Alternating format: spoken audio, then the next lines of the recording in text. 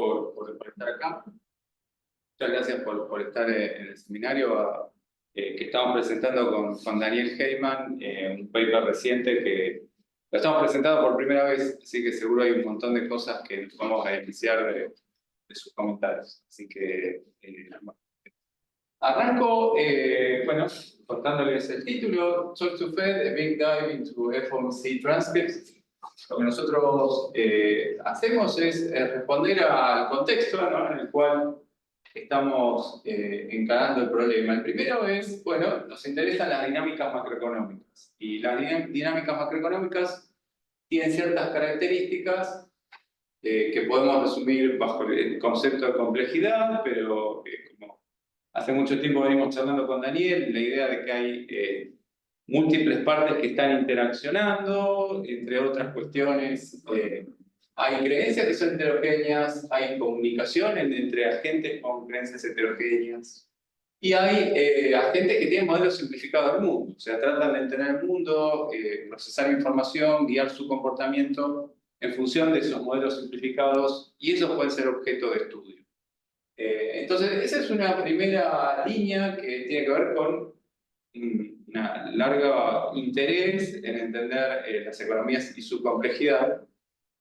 Hay una segunda cuestión que tiene que ver con la gran disponibilidad de textos económicos. O sea, cada vez más tenemos contenidos digitalizados, que tiene que ver con la prensa, nuestras discusiones día a día, que antes eran en un café, hoy son en Twitter o X. Y también accidentes históricos, por ejemplo, en un momento el Congreso de Estados Unidos se enteró que existían grabaciones de las reuniones del FOMC, en realidad transcripciones, copias taquigráficas o cintas, en realidad no estoy seguro, y el Congreso dijo, bueno, queremos transparencia. 5 años después de la reunión, tiene que ser publicada la discusión de la reunión. Entonces tenemos mucha información que podrían interactuar con nuestro análisis de esa macroeconomía compleja. Y en tercer lugar, lo que tenemos cada vez más son herramientas de procesamiento de lenguaje natural que nos permiten extraer más información de ese conjunto de datos no estructurados. En particular, desde hace más de un año estamos todos escuchando hablar de estos modelos generativos, que tienen que ver con nuestro tronco. Entonces, a grandes rasgos tenemos esta motivación, dadas las circunstancias en las cuales estamos avanzando en nuestra agenda de investigación. Y específicamente nosotros vamos a tomar las transcripciones del Federal Open Market Committee, que es el ente que se encarga de implementar política monetaria en Estados Unidos. Y a partir de ese conjunto de información vamos a generar lo que llamamos encuestas o entrevistas sintéticas.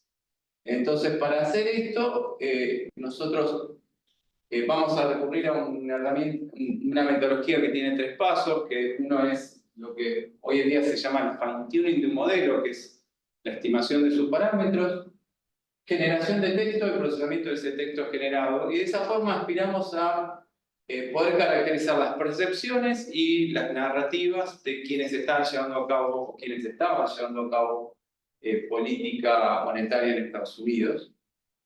Tenemos una conjetura subyacente a este ejercicio, que es que estos grandes modelos de lenguaje, o Large Language Models, son eficientes a la hora de extraer información a partir de datos no estructurados, que serían estos textos.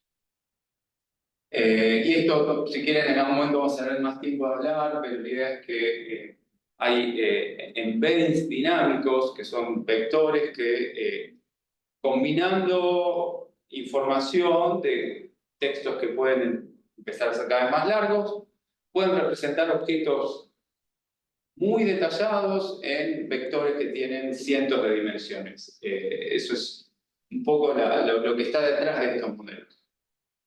Y en particular, nosotros vamos a utilizar esta metodología para tratar de realizar 3 ejercicios. El primero, construir un indicador de percepciones económicas que puede ser asociado a el estudio del ciclo económico.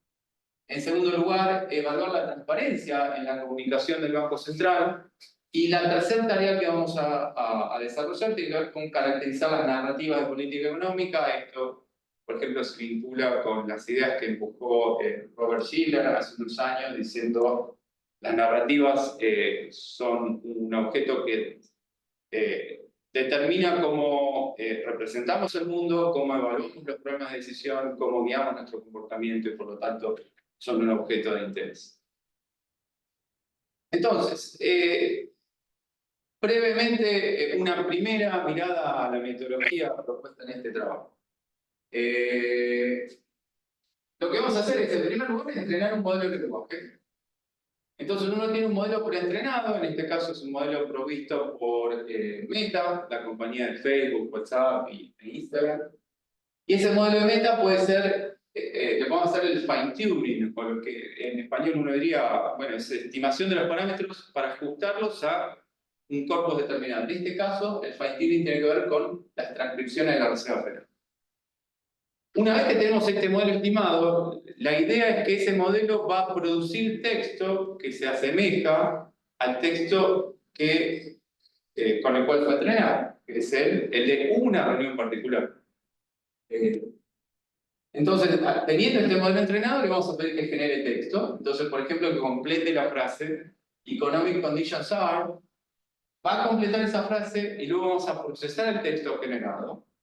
Y de esa forma vamos a construir indicadores que caracterizan las opiniones o las percepciones, las narrativas de cada una de las reuniones. Porque este ejercicio de entrenar el modelo lo vamos a hacer para cada una de 80 reuniones que se produjeron en un periodo de 10 años.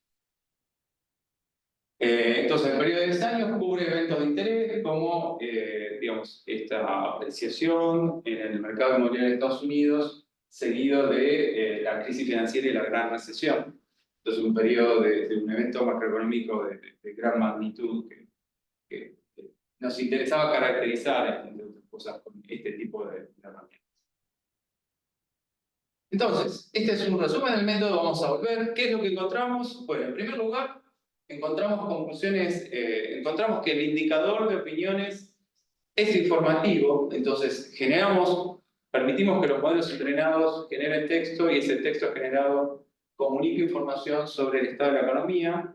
Nosotros conjeturamos que de esa forma podemos caracterizar cuál es el conjunto informativo de quienes implementaban política económica en ese momento.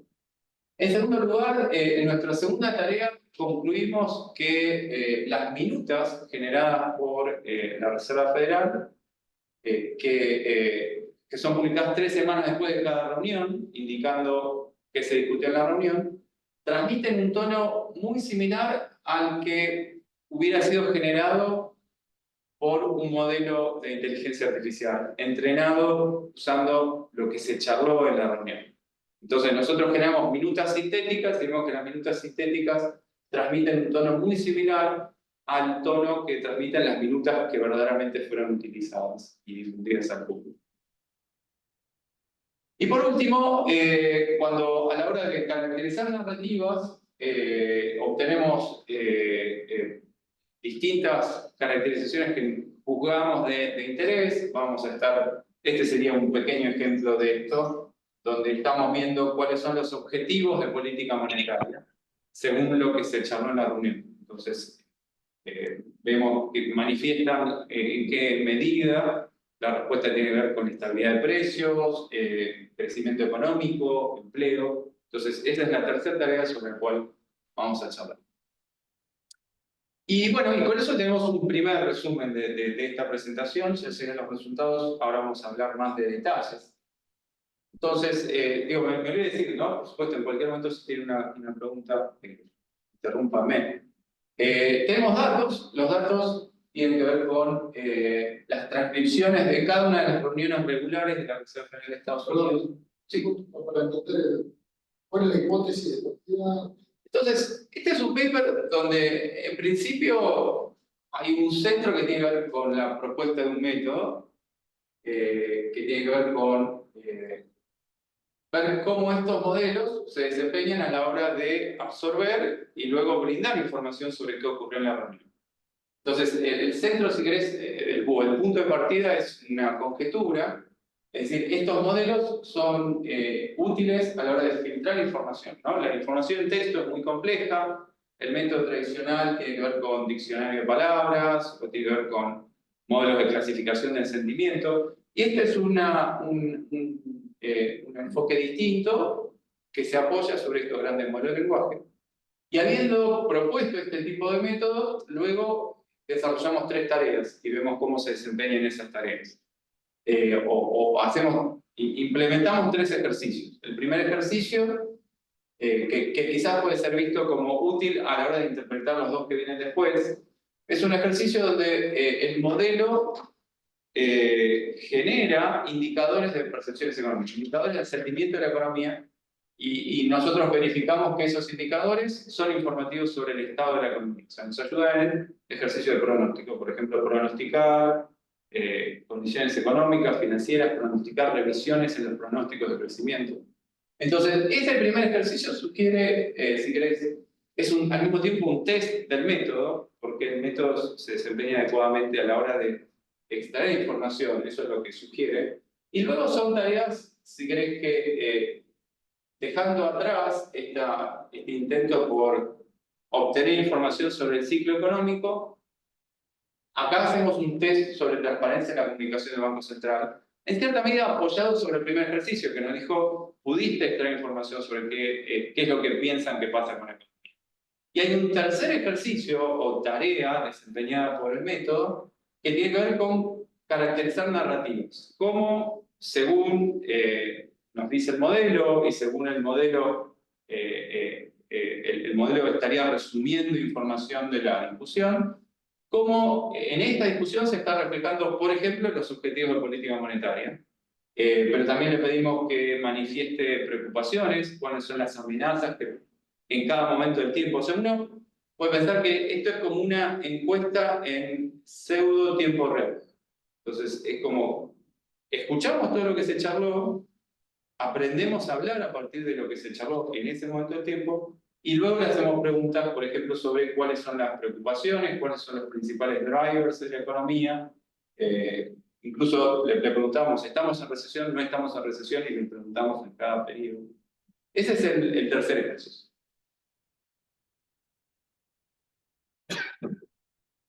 Entonces, digamos, este era como el pantallazo grande, y ahora vamos a hablar más de detalles. Entonces tenemos, por un lado, datos.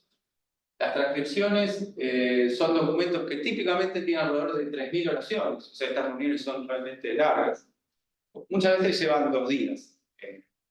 Y son publicadas por un reserva de 5 años. Entonces, por ejemplo, algo que nos gustaría estudiar, que es, bueno, toda la discusión asociada a la inflación en Estados Unidos hacia 2021, 2022, está fuera del alcance, porque no tenemos datos para eso. ¿Por quién está formado? El Federal Open Market Committee tiene 7 miembros que corresponden al board del Federal Reserve. Y tiene 5 miembros que son directores de alguna de las reservas federales del sistema de Estados Unidos. Entonces tiene 12 miembros. Pero en nuestras discusiones no solo están las voces de estos actores, sino también hay otros miembros, otros directores de la Reserva Federal, por ejemplo, y técnicos. El staff de la Fed también tiene voz, o sea, comúnmente las reuniones se dividen en 2 partes. Una primera, que es la discusión del estado de la economía, y luego viene una segunda mitad donde evalúan distintos senderos de política monetaria, y una discusión sobre cómo hacer política monetaria y sobre cómo comunicar las decisiones de política. Es algo que hoy en día ocupa mucho tiempo de estas reuniones. Es decir, elegir palabra por palabra cómo será complicado, muchas veces es parte de esta discusión. Y tenemos minutas. Entonces, las minutas son los documentos que resumen las reuniones, que son publicados 21 días después de la reunión. Y finalmente usamos otro pedazo de información, por ejemplo, los pronósticos macroeconómicos, indicadores financieros, como de volatilidad esperada y de precio de los activos financieros, un indicador de sentiment según el contenido de Wall Street Journal, y también trabajamos con el optimismo de los households, el optimismo de los consumidores en Estados Unidos. Volvemos a la metodología, no sé si tiene sentido que me detenga de vuelta acá, pero acá es un poquito más grande, un poco más en detalle cuáles son los 3 pasos. Hay un primer paso que es la estimación del modelo, que se adapta a los contenidos de esa reunión. Un segundo paso que tiene que ver con generar texto, que tiene que ver con el diseño de frases que disparen una respuesta o que disparen una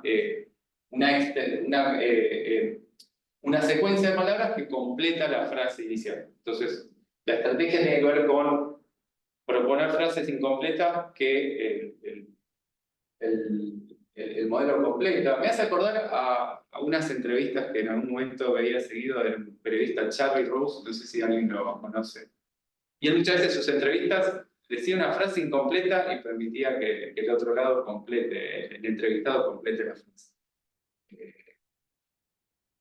Bueno, lo cierto es que hay una tercera etapa donde una vez que generamos contenidos, tratamos de construir un indicador cuantitativo. Toda esta lógica tiene sentido si es que estos modelos son muy buenos aprendiendo a producir lenguaje que se adapta a la reunión.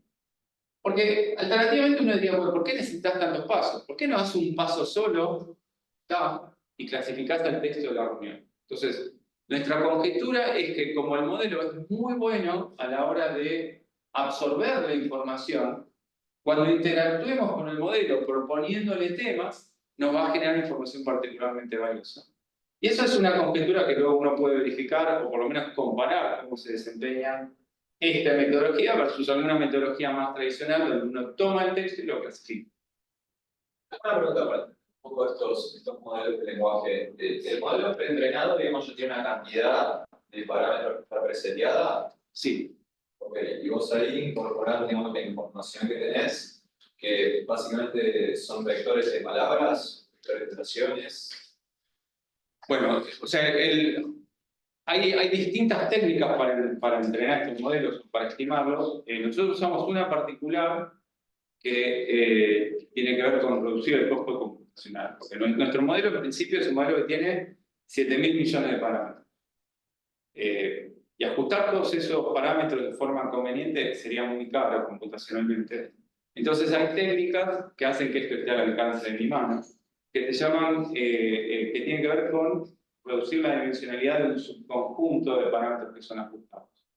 O sea, en vez de ajustar 7.000 millones de parámetros, nosotros estamos ajustando alrededor de 8 millones de parámetros a través de esta técnica que se llama Low Rank Adaptation, que tiene que ver con estimar una matriz de menor dimensionalidad, pero esa matriz es parte del canal a través del cual transita información en el modelo. Vamos a hablar un poquito más de detalle de la estimación, pero digo, por costos computacionales, este tipo de técnicas son muchas veces empleadas. Bueno, y de hecho acá estaba un poco más de detalle sobre la estimación del modelo. Acá puse un poco de dibujos para tratar de evitar la presentación todo en blanco y negro. El fine tuning del modelo, primero, ¿cuál es el modelo? Yo he mencionado, es el modelo Llama 2, que fue es accesible al público desde julio del 2023. Es el Llama 2, el modelo 7 billion, ¿no? 7.000 millones de parámetros, y provisto por Meta. De hecho, la semana pasada Meta publicó el Llama 3. Entonces, ya es increíble la velocidad a la que avanza todo esto y uno ya se siente que el paper está viejo. Y hoy lo estamos presentando por primera vez. El modelo es entrenado a través de un GPU que es provisto vía Google Colab. Entonces Google Colab tiene una plataforma a través de la cual uno desde su casa puede correr una máquina que corre el GPU. GPU son el pedazo de hardware necesario para procesar toda esta información. En particular, permiten procesamiento en paralelo, lo cual hace que sea mucho más eficiente el uso de los recursos computacionales.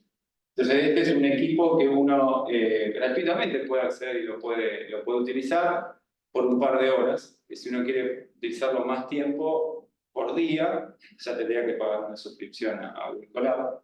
El equipo en sí, si uno lo quiere comprar, sale alrededor de $1.000 en Argentina, fuera, ¿no? Eso es sobre el hardware. Luego usamos el software, usamos una librería de Python provista por una plataforma que se llama Hugging Face. Entonces acá estoy recorriendo. Este es el GPU de NVIDIA, este es el modelo Llama acá. Tenemos una pequeña gráfico para hablar de la librería de Python provista por Hugging Face, que es Transformers, que nos permite trabajar con estos grandes redes neuronales, ¿no? Estos modelos son grandes redes neuronales. Y por último, acá viene el tema que estamos charlando hace un rato. Hay una técnica para estimar estos modelos que en vez de ajustar todos los modelos, todos los coeficientes, que son 7.000 millones, uno mantiene estos coeficientes congelados, pero en paralelo tiene otro canal de transmisión de información donde en parte se usan estos coeficientes, pero están congelados, y se usan otros coeficientes que son parte de la estimación. Entonces el modelo tiene 7.000 millones de coeficientes, pero nosotros estimamos 8.000 coeficientes que tienen que ver con esto que podría ser visto como un filtro de baja dimensión. 8 millones. 8 millones, perdón, me confundí. 8 millones de coeficientes por donde también va la información. Entonces nuestro modelo, el modelo original es el azul.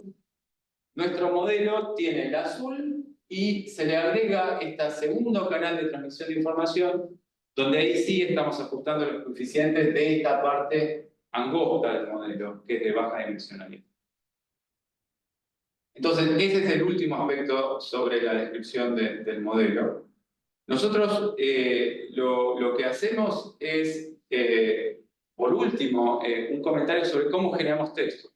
Estos modelos son modelos que calculan la probabilidad de la siguiente palabra. Es un modelo autorregresivo que uno le enchufa una secuencia de palabras, el modelo procesa eso y lo representa como un gran vector, ese vector que tiene típicamente 1000 números. Ese vector es un embedding que es usado para predecir cuál palabra viene después. Pero en todo modelo de predicción vos tenés una distribución de probabilidades. Entonces el modelo calcula la probabilidad de cada palabra dentro de su vocabulario. Nosotros lo que hacemos es obtener muestras del modelo. Entonces no nos quedamos con una sola frase, sino que le pedimos al modelo que genere múltiples frases, dado una frase inicial. Entonces por eso a la hora de generar generamos múltiples muestras. La lógica tiene que ver con que este modelo no elige una palabra, este modelo calcula la probabilidad de cada una de las palabras dentro de un vocabulario. Entonces si nos quedásemos con la palabra más probable, estaríamos perdiendo un montón de información. Nosotros queremos que el modelo nos dé información, le pedimos múltiples donde complete una frase. Entonces, metodología, acá tenemos un ejemplo del modelo trabajando. Entonces nosotros le tiramos una frase, por ejemplo, at this time economic conditions are, pero variaciones de esa frase. At present state of the economy is, y el modelo completa. Entonces acá tenemos ejemplos de lo que contestó el modelo de diciembre de 2008. Entonces, acá dice cosas diversas, muchas veces se contradice porque son muestras de un objeto aleatorio. Entonces acá dice, economic climate is extremely fragile, very negative, extremely weak, uncertain, severe, pero acá dice favorable, worrisome, difficult. Bueno, predominan las palabras negativas, pero no todas el mismo tono, no todas negativas. Extremely weak, exceptional, dice acá. Worse, acá tenemos bad. Esta es simplemente una muestra y acá tenemos un poquito más pedosa la muestra. Este es marzo 2006, este es marzo 2008. Entonces, en marzo 2006 le decíamos, at this time economic conditions are, y en la muestra que obtuvimos, el 30% del tiempo dijo mostly, 20% dijo largely, 20% dijo pretty, y después vienen los adjetivos positive, favorable, supportive, positive, favorable, stable, favorable. Con esta propiedad. Había una percepción muy positiva hacia marzo de 2006. Este trabajo sigue a un segundo trabajo que vinimos haciendo con Daniel el año pasado, donde vemos, por ejemplo, que también en el 2005 había una percepción muy positiva, incluso en alguna reunión se habló de los riesgos de la burbuja inmobiliaria y se consideraba que no tendría un gran impacto sobre la economía. Eso era en la primera mitad del 2005, ¿no? Por supuesto, después las cosas empezaron a cambiar y digamos, sabemos que del 2005 al 2008 pasaron cosas que gradualmente empujaban a reconsiderar esa evaluación. Bueno, esto es marzo 2006. Y acá tenemos marzo 2008, donde acá tenemos el 20% del tiempo, decía, at this time economic conditions are worsening. Acá dice very quiet, con 20% de las veces. Y luego tenemos different, poor, important, uncertain, uniformly. Y acá parlous, que es una palabra que yo no conocía, no estaba en mi vocabulario, pero en mi. Bien, entonces esto es un ejemplo nada más. Nosotros lo que hacemos, entonces, con ese tipo de ejercicio, construimos indicadores de percepciones económicas, evaluamos la transparencia del Banco Central y, por último, caracterizamos narrativas. ¿Cómo hacemos para generar indicadores económicos? Acá un poco de detalle. Vamos a usar 64 frases distintas, y para cada una de las 64 frases y para cada una de las reuniones vamos a pedir que genere 10 observaciones. El modelo generativo va a generar 640 frases para cada una de las reuniones, o cada uno de los modelos. Y esas 64 frases resultan de combinar 8 frases que refieren al tiempo con 8 frases que refieren a las condiciones económicas. Entonces, por ejemplo, in the current period, economic indicators show, y el modelo tiene que completar. Esta lista la hicimos con la asistencia de ChatGPT, que tratamos de buscar frases similares y seleccionamos de esa forma 8 y 8. Perdón, el periodo. 2003-2012. Y todas las reuniones. Para cada año tenemos las 8 reuniones regulares. También hay reuniones extraordinarias, pero esas no son parte de nuestra muestra. Esas reuniones comúnmente eran hechas en medio de una crisis. Por ejemplo, en 2003 hay varias reuniones extraordinarias asociadas al inicio de la guerra en Irak. En 2008, por supuesto, hubo múltiples reuniones atípicas, extraordinarias en medio de la crisis. En 2020, por ejemplo, también hubo reuniones extraordinarias cuando se veía que... El evento más grande Sí, o sea, nuestro foco, nos parece interesante en este periodo de tiempo porque nos gustaría caracterizar cómo fue la respuesta alrededor de ese enorme evento macroeconómico. O sea, ese es el centro. Sí. Y sí, tenemos, o sea, este paper es un segundo paper. Nosotros tenemos el primer paper que era utilizando técnicas más tradicionales, donde nos enfocamos en esa pregunta de en qué momento se percibió dificultades, y encontramos que el sentiment cae especialmente hacia la segunda mitad del 2007, pero no antes. Y sin embargo, lo que también encontramos es que ese sentiment anticipa un montón de noticias económicas y financieras. Por ejemplo, anticipa los cambios de opinión de los pronosticadores del sector privado. Entonces ellos tenían información que podría haber sido utilizada para corregir los pronósticos del sector privado. Es una de las cosas que encontramos. Como decir, como nadie percibió nada, eso. Claro, pero acá no tenés operador técnico, no va. Claro, tenemos por un lado el staff profesional, tenés los directores, los presidentes de cada una de las reservas federales, y después hay, por supuesto, la pregunta es, hay múltiples preguntas que quedan sueltas a partir de ese trabajo que hicimos nosotros. Uno tiene que ver si esa información tiene que ver con información sobre cómo ven la economía o sobre qué es lo que piensan hacer. Entonces, es una cuestión que habitualmente en la literatura es distinguida entre el oráculo versus Ulises, ¿no? Alguien qué es lo que te van a decir o qué es lo que ves versus qué es lo que te comprometes a hacer. Y nosotros encontramos en ese sentido que bueno, y de hecho acá tenemos una tabla también que va en ese sentido, que hay mucha información que no está en otros lados y que es valiosa. Pero que nosotros la vemos 5 años después, o sea que no es que podemos operar a partir de esto. ¿Este organismo de buscar funciona? El Federal Open Market Committee, o sea, yo creo que el sistema de reserva federal fue fundado en 1914, 1913.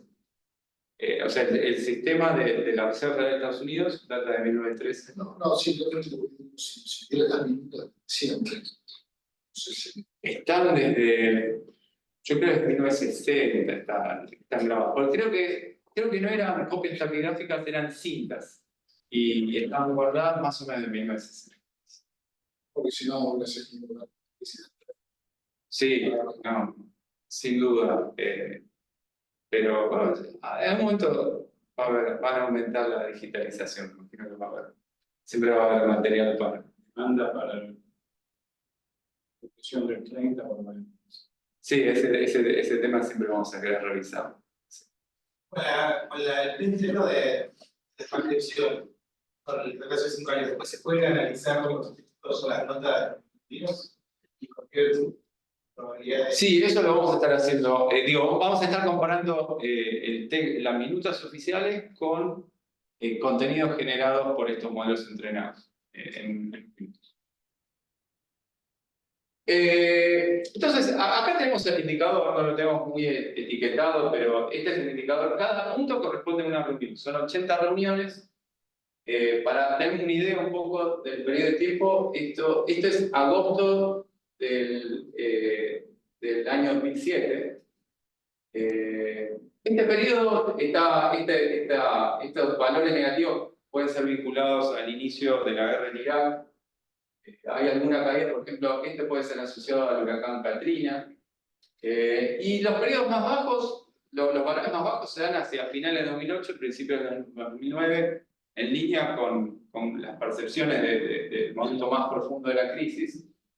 Y acá tenemos otra caída que puede ser vinculada al fiscal cliff, el momento en el cual Obama tenía dificultades para aprobar un aumento en el techo de la deuda y se especulaba con un potencial default de los bonos del Tesoro de Estados Unidos. Así que tenemos acá una pequeña descripción que, esto es simplemente una descripción visual, pero sugiere. O sea, este es el resumen de lo que habla cada uno de los 80 modelos. Entonces, a cada uno de los 80 modelos le pedimos que complete 640 frases, luego esas frases las clasificamos. Yo no hablé mucho de cómo clasificamos las frases, pero acá usamos un método que se llama Natural Language Inference, que lo que hace es mirar varias oraciones. Una que es la premisa, que es la oración generada por el modelo, y otra que es la hipótesis, que podría ser, este es un ejemplo de positive sentiment. Entonces, el modelo te dice en qué medida estas frases están alineadas, y de esa forma nosotros computamos en promedio cuál es la probabilidad que se le asigna a positive sentiment versus negative sentiment. Y esta diferencia entre la probabilidad de positive versus negative sentiment es lo que resulta en este índice. O sea que yo me había olvidado de contar un poco cómo vamos del texto a los números en última instancia. Y además de mirar el índice, podemos testearlo. Entonces acá hacemos ejercicios de pronóstico. Lo que tratamos es pronosticar la revisión en el pronóstico de crecimiento económico. En este caso son los pronósticos del staff. Una semana antes de la reunión, el staff del fondo emite un conjunto de pronósticos, en particular sobre crecimiento económico. Nosotros evaluamos el cambio, una revisión en el pronóstico de esta reunión a la siguiente reunión con respecto al crecimiento económico durante un periodo de 4 trimestres, los próximos 4 trimestres. Y lo que tratamos de testear es si esta revisión del pronóstico está asociada a el tono de la reunión en el día en el cual en la reunión del periodo Q versus el pronóstico revisado hacia el periodo Q más H. Lo expliqué un poco mal, voy a decirlo. Acá tenemos el tono de la reunión del periodo Q, y acá lo que tenemos es cómo cambia el pronóstico de Q 8 periodos hacia adelante. Si el tono de la reunión contiene información sobre lo que pasará mañana, sobre cómo el pronóstico será revisado, este coeficiente sería distinto de cero. Entonces, lo que tenemos acá en esta tabla son los valores estimados de este coeficiente, donde permitimos 3 versiones de nuestro índice. La versión original, condiciones económicas hoy, una variación donde miramos hacia adelante, le pedimos que discuta o comente o que complete frases asociadas a las condiciones económicas en el futuro. Y finalmente, teniendo en cuenta el origen financiero de la crisis, le pedimos que complete frases donde se habla de las condiciones futuras financieras. Lo que vemos es valores positivos, muchas veces estadísticamente significativos, y particularmente en la tercera columna. Cuando le pedimos a un modelo que hable de las condiciones financieras en el futuro, vemos coeficientes que son más grandes y estadísticamente significativos. Este número puede ser interpretado. Entonces, este número es 0.29. Este número me está diciendo que una reunión hacia adelante, que es aproximadamente 6 semanas hacia adelante, el crecimiento esperado para los próximos 12 meses, los próximos 4 trimestres, va a ser en promedio 0,29% más alto, asociado a un aumento de una desviación estándar en nuestro índice. Nuestro índice está estandarizado. Un aumento de una desviación estándar en el índice está asociado a un aumento de 0.3% en el crecimiento económico en los próximos 4 meses, cuando evaluamos una reunión hacia adelante. Cuando vamos 3 reuniones hacia adelante, el coeficiente es 0.6 aproximadamente, un 0,6% más. Y esta es la información entonces que está detrás de este indicador, en este primer test. Hacemos otras evaluaciones que tienen que ver con el VIX, el índice de volatilidad esperada de mercados financieros. También miramos retornos en mercado de acciones, el sentiment del consumidor a partir de la encuesta de Michigan y el sentiment de la prensa. Y encontramos asociaciones, no siempre estadísticamente significativas. Nuevamente quizás los resultados son más fuertes cuando hablamos de cuando consideramos el texto generado asociado a condiciones financieras en el futuro. Entonces este es un test complementario donde la variable financiera o económica es pronosticada usando un control es el valor rezagado de esa variable, y lo que estamos reportando acá son los coeficientes beta estimados para el indicador de sentiment. Y siempre mirando una reunión hacia adelante, alrededor de 6 semanas hacia adelante.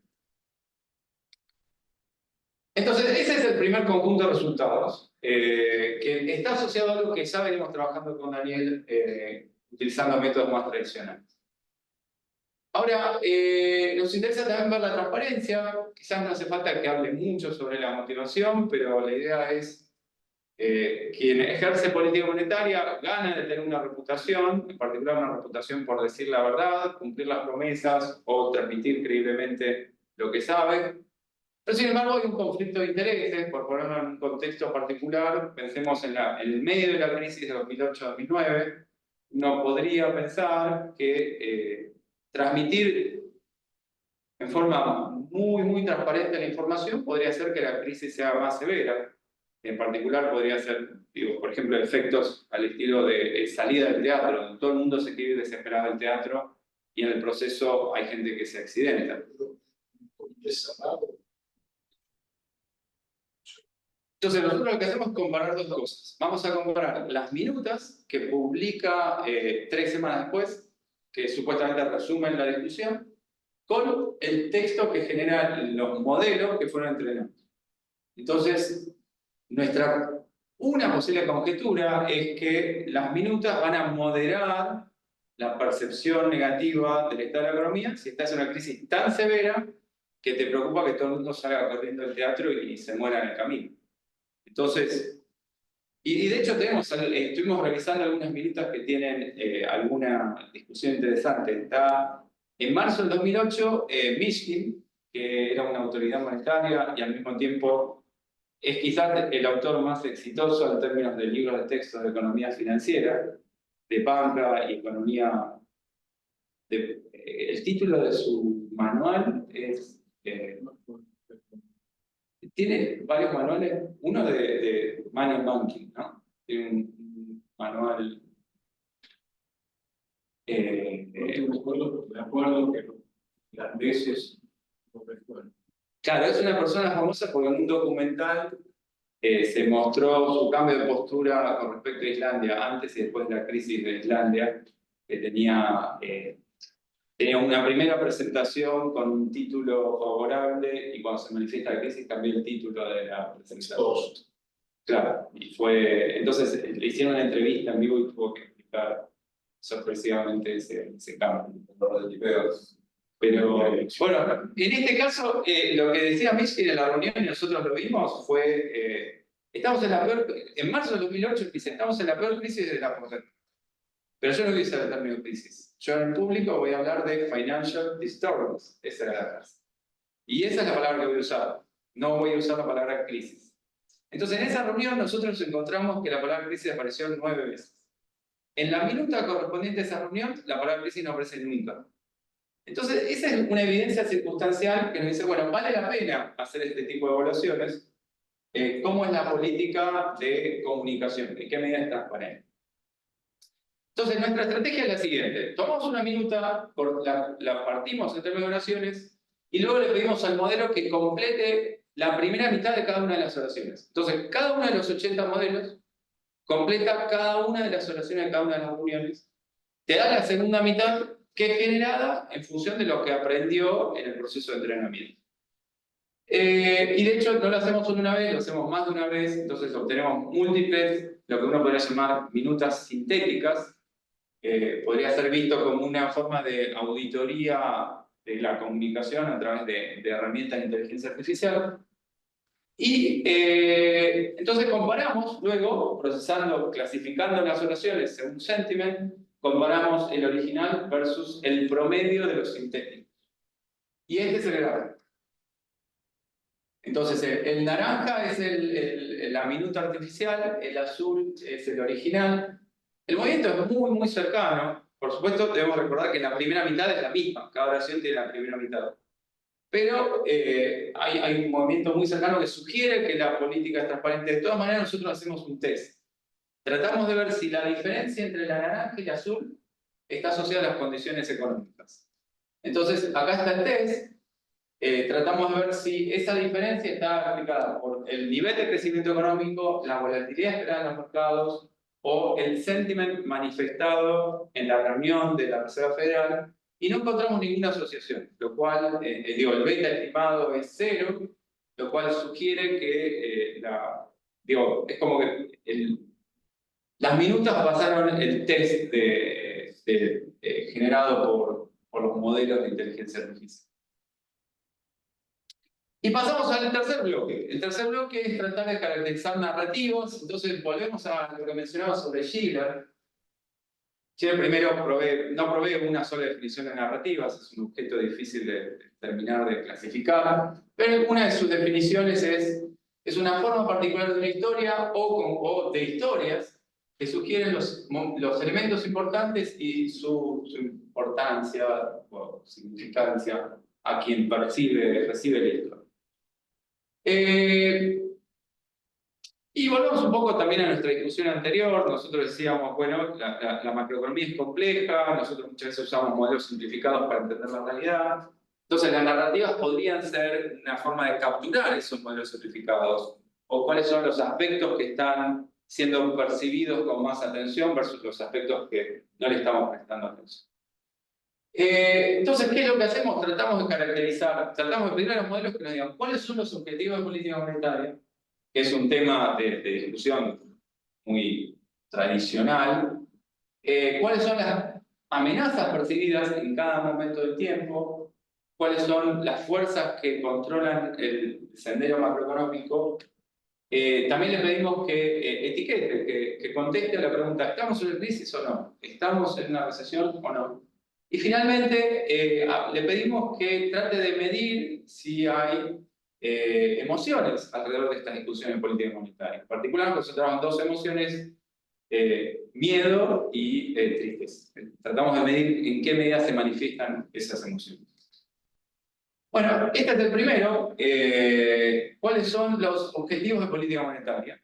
El azul marca estabilidad de precios, el naranja está asociado al crecimiento económico, y finalmente el verde tiene que ver con empleo. Vemos, si quieren, en promedio lo que vemos es que el azul y el naranja están en promedio bastante parejos, más allá de esta discrepancia. Hasta el año 2004-2006 la estabilidad de precios era mucho más importante que, por lo menos según lo que dicen los modelos entrenados, que el nivel de actividad económica. Esa brecha se achica, pero fíjense que sigue estando muy arriba. A la hora de hablar de objetivo de política monetaria, la estabilidad de precios está arriba, pero también vale notar cómo el empleo, el nivel de empleo era un tema que no estaba siendo muy considerado como uno de los objetivos y, por supuesto, está muy asociado al crecimiento económico. Aumentó la importancia asignada a ese tema en los últimos años de nuestra vida. Quizás esta es la diferencia más grande, mientras que más allá de las diferencias, la línea azul y la naranja están bien arriba. Pasamos a hablar de amenazas percibidas o cuáles eran las principales fuentes de problemas macroeconómicos. Entonces, de vuelta, nosotros tenemos un conjunto de triggers. Para cada trigger generamos múltiples respuestas y luego resumimos. En este caso, fíjense que la clasificación no tiene que ver con clasificar sentiment. El modelo NLI se encarga de etiquetar textos en función del tema discutido. Entonces, el modelo NLI puede ser flexible y nos permite clasificar sentiment o temas. Y lo que vemos es que en términos de temas, de amenazas percibidas, el nivel de actividad económica está siempre por arriba. Es una preocupación constante. Mientras que hay otros elementos que fluctúan más. Entonces, si bien el 50% de las respuestas tenían que ver con en promedio, tenían que ver con actividad económica, vemos, por ejemplo, inflación, un tema de mucho interés en el año 2005, era considerado una amenaza en el 2005. Luego viene housing. Hacia el 2006 ya se hablaba de housing como una potencial amenaza, ocupaba el segundo lugar. Pero luego housing pasó al segundo lugar porque el problema era financiero, el sistema financiero pasó a ser un problema de gran importancia.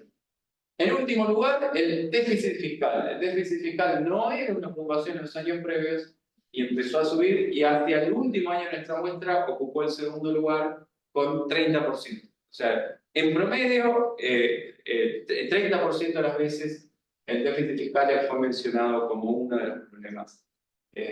Una de las amenazas para la economía.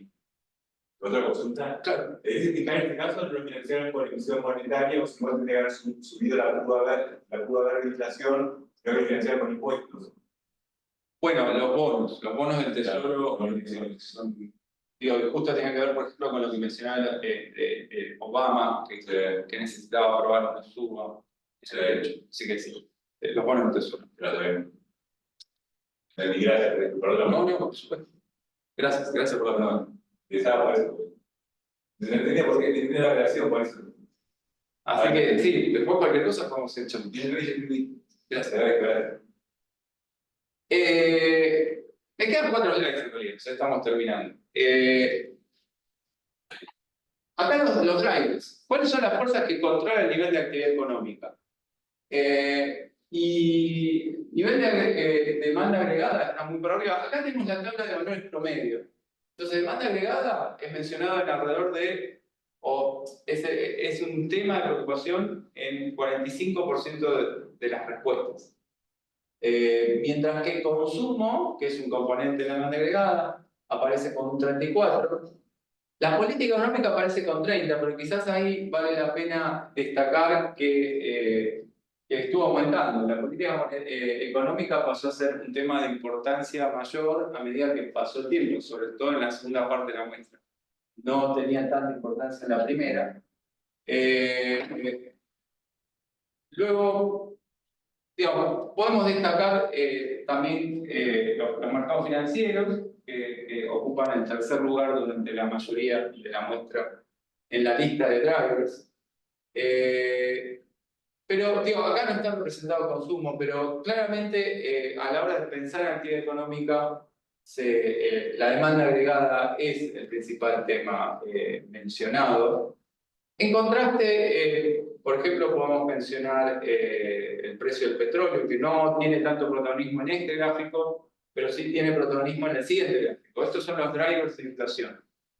Entonces acá vemos un comportamiento bastante distinto, porque no hay un tema que domina si no hay fluctuaciones. El precio del petróleo surge como un tema que cada tanto está en el centro de la discusión. Entonces, ahí vemos 3 años donde el precio del petróleo está en el centro de la discusión de qué pasaba con la inflación. Y esta es alternada con otras preocupaciones. Por ejemplo, actividad económica ocupaba el primer lugar a la hora de entender cuáles eran las fuerzas que gobernaban la inflación en 3 periodos de tiempo distintos. Y, por ejemplo, hubo un año atípico en el cual el tipo de cambio ocupaba un lugar importante en la discusión de cuáles son las principales fuerzas gobernando la inflación. En contraste, la política monetaria aparece mencionada un 7% de las veces y la política fiscal apenas un 1% de las veces. Y quizás conecta justo con tu pregunta de recién. En las discusiones de inflación no hay espacio para hablar de déficit fiscal, por lo menos no en este periodo. Me encantaría saber qué es lo que estuvo pasando en los últimos 5 años, ¿no? Digo, ese periodo no lo tenemos. No podría conjeturar que quizás se volvió más frecuente aun cuando no era el centro de la discusión. Bien, entonces me quedan 2 El mercado tiene 3 formas de financiar el déficit fiscal: impuestos, que es una; emisión monetaria, que es 2; y contraer deuda pública o empréstito, que es la tercera forma. Las 3 formas tienen el Estado para financiar el déficit fiscal. Las otras formas no tienen. Sí. Bueno, acá tenemos la cuestión de etiquetado de las condiciones económicas. Le preguntamos, ¿hay recesión o no hay recesión? ¿Hay crisis o no hay crisis? ¿La economía es frágil, sí o no? Y por supuesto tenemos respuestas muy correlacionadas con lo que observamos más temprano cuando hablamos del índice de condiciones económicas. Pero por ejemplo es interesante notar que si uno traza una línea acá, tiene casi un clasificador perfecto de el estado de recesión o no. Digo, la línea sombreada es la recesión según el inicio, el fin de la recesión, según el comité que fija estas fechas, que es el comité de NBER. Y lo que vemos es que uno casi, digo, si trazase una línea por acá, uno casi tiene un clasificador, bueno, no sé un clasificador exacto, pero con un alto nivel de precisión en tiempo real. O sea, esto era antes de que el comité emitiera su opinión sobre cuándo empezó la recesión y cuándo terminó. Entonces, este es un punto de interés. O sea, estos valores son alrededor de un 70%. Entonces, cuando la diferencia entre la probabilidad que se le asigna a que sí hay una recesión menos la probabilidad que se le asigna a que no hay una recesión supera el 70%, teníamos un buen clasificador del estado de la economía según este criterio.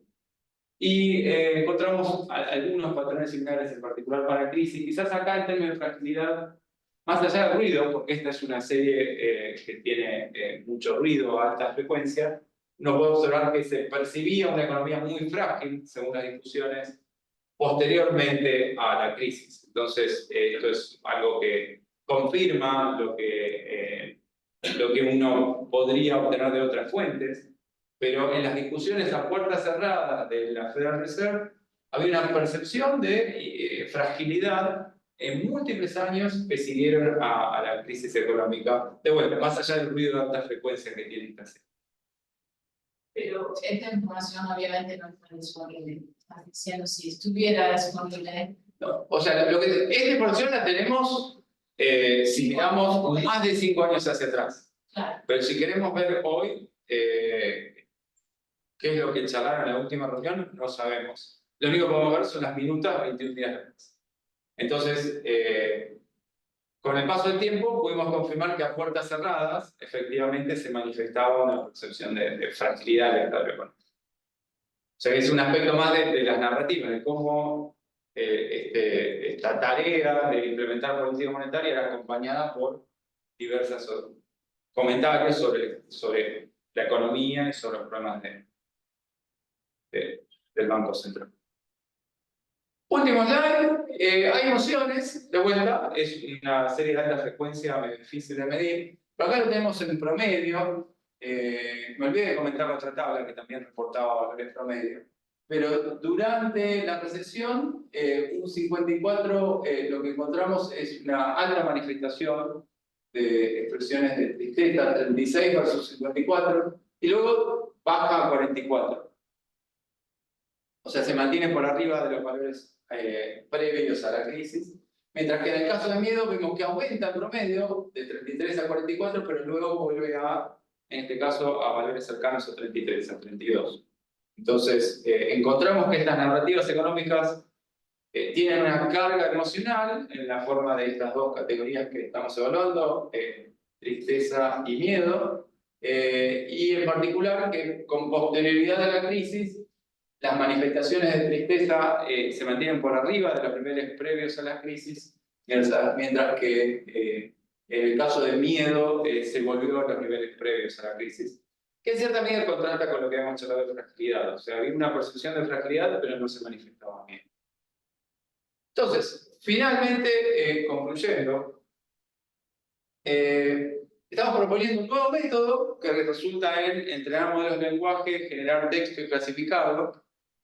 Este método fue evaluado a través de 3 tipos de ejercicios que nos parece que nos dan información que puede ser útil en el análisis de la política monetaria y más ampliamente el análisis del ciclo económico y de la información sobre el ciclo económico. Y por supuesto esto está lejos, no está inmediatamente en nuestro alcance, pero uno puede pensar en extensiones que tengan que ver con considerar nuevos agentes y otros conjuntos de textos. Y uno se imagina hacia el futuro, y esto tiene que ver con conversaciones que venimos teniendo con Daniel desde hace años. Uno puede imaginarse que estas herramientas de procesamiento de lenguaje natural pueden ser una unidad, un módulo, parte de un modelo de simulación de la economía. Entonces uno podría imaginarse simular tanto comportamientos como aprendizaje a través de estos modelos de lenguaje que son entrenados y que podrían ser ajustados a medida que la simulación avanza. O sea, uno puede pensar en modelos cuyos parámetros van siendo ajustados como parte de esta simulación. Eso sería el aprendizaje. Y el comportamiento o la comunicación sería lo que produce el lenguaje. Pero digo, estas son especulaciones, pero hoy en día en ciencias sociales esto que yo estoy comentando no es extraño. Hay gente que está especulando o quizás implementando ejercicios en este espíritu. Eso es todo lo que tenía para presentar. Les agradezco la pregunta y no sé si hay tiempo para alguna pregunta más. ¿Cuál sería el título del libro?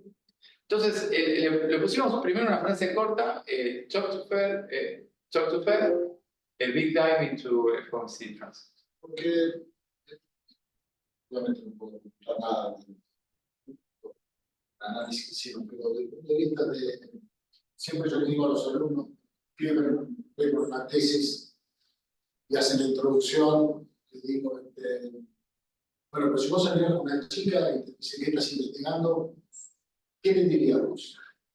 Y uno ve la introducción al libro, es una cosa aburridísima. Cuando te cuenta cómo leer lo traduciría, yo creo que acá hay un tema enorme, que es el análisis de subprime, que además se nota cuando vos lo contás, que estás marcando siempre.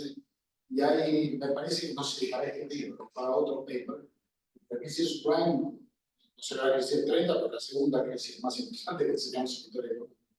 Entonces me parece que hacer el paper más sexy para publicar, o otro paper, el tema de analizar la crisis subprime desde la perspectiva es algo seguro, o sea, hecho seguro, y que llamaría más la atención a los journals. Perdón, mi opinión. Parece que es para tener en cuenta. Cuestión de dedicarle una sección específica. No, es para, sí, Para ver, para poner un episodio específico de varios ángulos. porque sí, uno no puede. También cuando uno habla con personas, quizás uno está diciendo, bueno, ¿a quién quiero llegar? Y hay un ejercicio que yo todavía no lo sé jugar, que es esto de elegir journals y ver cuál es el journal para mi paper. Y parte del ejercicio de elegir título y resumen tiene que ver con el journal, y ese juego no lo estamos, en principio estamos diciendo, bueno, produzco un texto y recién después pensamos quién sería el interlocutor, ¿no? No, lo que te estoy diciendo es que no sea mucho cambio, sería simplemente más foco. Porque me quedé pensando cuando decías de la película. The Big Short. De hecho, Sí. donde están los tipos pensando y están todos hablando y de pronto a alguno se le ocurre que puede haber, pero no, y lo tapan, lo callan y después lo, ¿no? Y es un poco como escuchar esos tipos de hablar. Buen inicio de Vamos a pensar. Pero un pequeño comentario sobre el título. El título lo produje con ayuda de inteligencia artificial. Estaba buscando títulos y esta palabra casi la borro porque hay gente que vio que la frecuencia de la palabra type ha aumentado enormemente en los últimos 2 años, lo cual sugiere que si usas inteligencia artificial es mucho más probable que aparezca type y es una confirmación de eso. Una pregunta, los transcripts son descripciones literales de todo lo que se dice. Se dice, tal persona dijo tal cosa. Vos cuando entraste un modelo, es lo mismo como vos, que el presidente de la red diga algo que un técnico. Sin embargo, vos tomás el transcript como texto independientemente de quién lo dice, ¿no? Se puede entrenar, no, tiene más peso algo, se podría pensar que, digamos, como que el tuning sea un poco mejor, esa información te ayudaría en algo.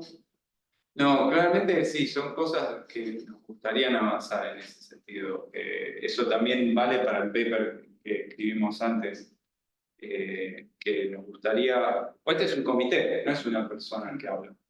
Y dentro del comité tenés bandos, ¿no? Los hawkish, los dogs, y tenés jerarquías.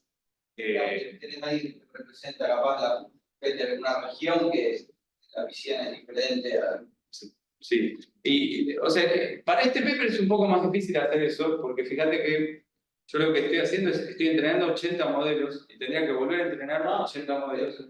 Pero para el otro paper, que estamos clasificando relaciones individuales, eso está más al alcance de nuestra mano. Y yo creo que hay parte, la otra vez charlábamos, nos decías, bueno, manden este paper a un journal, y a veces sentimos que, bueno, pero nos gustaría leerle esto Bueno, ahí, última que los revisores te digan. Sí, bueno, ¿Qué es lo que quieren? es probable que tengamos que agilizar un poco eso, pero... Y quizás después escribir un paper.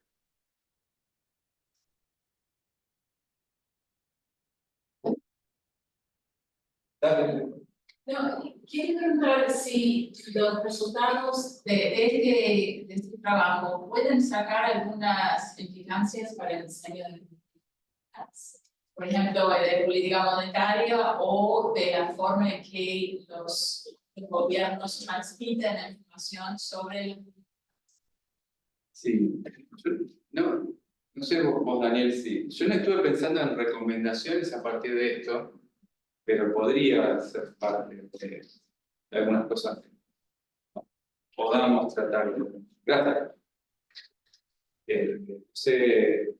Pero, o sea, nosotros confirmamos o verificamos que hay una transmisión transparente de la información, confirmamos que hay información, que la gente... Sí, exacto, esos son 2 pasos, ¿no? Primero, vemos que hay información, lo cual, por lo menos, digo, el paper anterior lo motivamos con la pregunta de la reina de Inglaterra. No la vieron venir. ¿Cómo? ¿Por qué no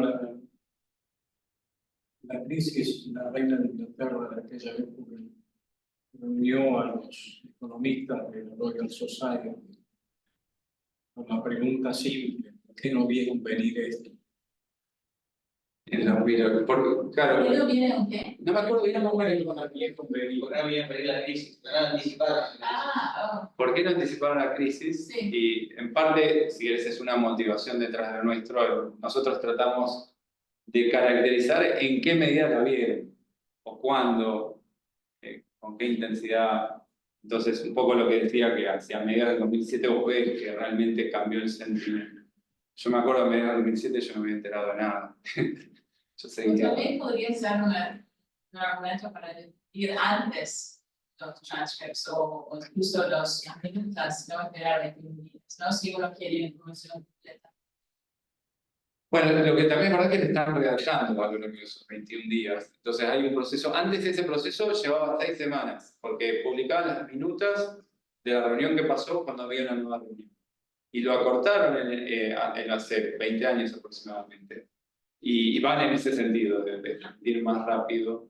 Pero yo creo que pues hay como dos categorías, ¿no? Una es sobre la comunicación y el otro es, quizás si nosotros midiésemos la sabiduría del staff versus la sabiduría de los presidentes, ahí por ejemplo emerge un mensaje sobre bueno, cómo hacer política. Sí, vale la pena separar las agencias. Sí, sí, yo creo que... Y ahí podría emerger una recomendación, no escuchen al staff, o escuchen al staff. ¿Sí? Como debería tratar de hablar con el Estado. Sí. Yo tengo un amigo que está en el Estado que ha ido a la camiseta y ha presentado técnicas de Chile. Y yo creo que le dan bola, no, qué sé yo, no sé, no sabe, al final del día le da mucha. Sí, la verdad que sería divertido. Yo creo que es una camino, ¿no? de recomendación política a quién hay que escuchar. En el pasado. Claro, exacto. No sé si se repetirá hoy. Quizás ya se dan cuenta, ya lo saben. Pero no, está bueno. Vamos a tenemos que seguir trabajando. Buenísimo, bueno, muchas gracias. No, solo digo, no sé si hay forma de comparabilidad, pero respecto al paper anterior, ¿qué opinas de esta metodología que supongo es más compleja que la anterior? ¿Es corto beneficiosa? ¿Vale la pena? Mira, hay dos respuestas en este paper. La primera es, a la hora de construir los índices de opiniones, el índice de condiciones económicas, en esta versión, esta especificación, por nosotros podríamos variar el ejercicio, ¿no? Se podría entrenar de otra manera, hay un montón de detalles técnicos sobre cómo uno entrena, cómo uno prepara el corpus, cuántas epochs uno utiliza, cuál es la dimensionalidad del low rank adaptation. Hay miles de parámetros para considerar. Pero en este ejercicio no encontramos que nuestro índice sea mejor. De hecho, ese es el último. En el último slide lo que hacemos es comparar, sea algo más. Muchas gracias.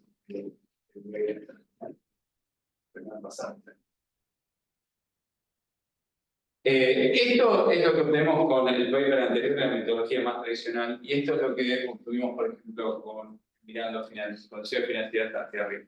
Y no encontramos que haya una clara mejora, tampoco le vaya peor o claramente peor. Entonces, en este trabajo no parece que sea mejor. Por otro lado, esta tecnología nos permite hacer cosas que antes no hacíamos. Entonces podemos hacerle preguntas. Bueno, ¿estamos en recesión? ¿Sí o no? ¿Cómo completarías esta frase para comunicar qué es lo que va a pasar? Entonces tenemos nuevos usos o nuevas tareas que podemos desarrollar antes no. Y el último comentario, y que tiene que ver con un trabajo que estamos avanzando con Paula Bonelli y Martín Yada, estuvimos trabajando, haciendo un ejercicio similar muy recientemente, todavía no hay paper, con los Earnings Call Transcripts. O sea, 4 veces al año las corporaciones tienen una conferencia en la que hablan con inversores, periodistas, y ahí tratamos de extraer información sobre inflación, y en ese caso sí encontramos que este tipo de metodología genera un indicador más informado que las metodologías tradicionales. Entonces, esto sugiere que quizás nosotros todavía tenemos espacio para refinar nuestro ejercicio, quizás encontrar mejores formas de extraer información y posiblemente podamos vencer el desempeño del modelo del método más tradicional. Muchas gracias. Muchas gracias.